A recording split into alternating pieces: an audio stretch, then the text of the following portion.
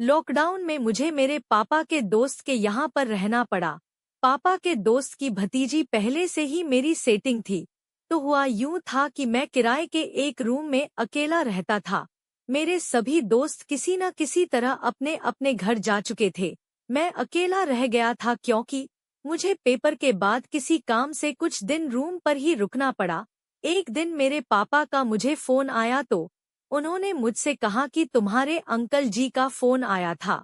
वो कह रहे थे कि अगर तुम रूम में अकेले परेशान हो रहे हो तो तुम उनके घर पर रह सकते हो जब तक लॉकडाउन खत्म नहीं हो जाता। अंकल मेरे पापा के दोस्त थे और मेरी स्कूल की दोस्त के चाचा भी थे। मेरी दोस्त का नाम नीता है और वो मेरे ही स्कूल में पढ़ती थी, इसलिए मैं उनकी फैमिली को अच्छे से जानता था। उनकी बेटी शिल्पी 12वीं पास करने के बाद पढ़ने के लिए दूसरे शहर में रहती थी। उनके घर में अब उन दोनों पति पत्नी के अलावा उनके बड़े भाई की बेटी नीता ही थी। वो मेरे अंकल आंटी यानी अपने चाचा के घर पर रहकर अपनी पढ़ाई कर रही थी। मैं अपने रूम में था। मैंने अपना सामान पैक किया और अंकल का वेट करने लगा। शाम तक अंकल अपनी कार लेकर आ गए और हम उनके घर चले गए। वहां जाकर मुझे पता चला कि उनकी बेटी शिल्पी भी घर पर आई हुई थी।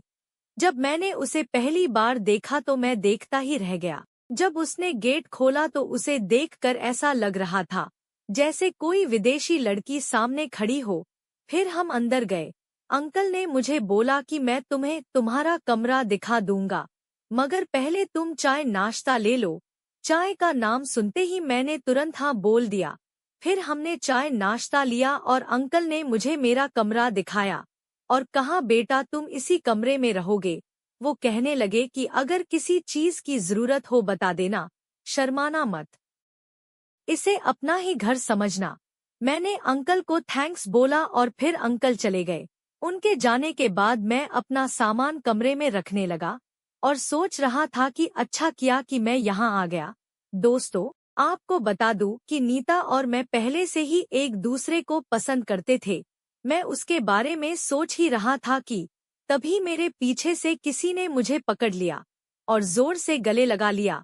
मुझे लगा कि वो नीता ही होगी, क्योंकि वो ही मुझे ऐसे पकड़ सकती थी। मैंने अपने दोनों हाथ पीछे की ओर किए और उसे पीछे से ही पकड़ लिया। फिर मैंने उसे पकड़कर आगे को खींचा तो उसे देखकर मैं बहुत डर गया। वो नीता नहीं थी, वो तो शिल्पी थी। कुछ देर तक तो मेरी कुछ समझ में नहीं आया। अब मैंने सोचा कि अच्छा हुआ मैंने नीता का नाम नहीं लिया, वरना पता नहीं क्या हो जाता। तभी नीता दरवाजे में से आई और जोर से हंसने लगी। मेरी तो कुछ समझ में नहीं आ रहा था। शिल्पी मुझे घूरे जा रही थी।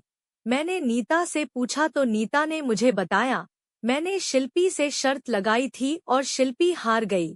शर्त के मुताबिक जो भी हमारे घर के दरवाजे से पहले अंदर आएगा, उसे शिल्पी को पीछे से गले लगाना था।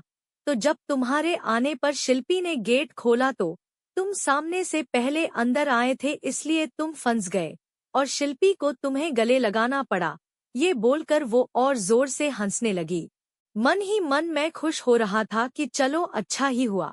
मैंने शिल्पी को सॉरी बोला तो वो बोली, तुम सॉरी मत बोलो, मैंने तुम्हें इतना डरा दिया। सॉरी तो मुझे बोलना चाहिए। मैं कोई बात नहीं शिल्पी, तुम अपना सामान रख लो, फिर खा।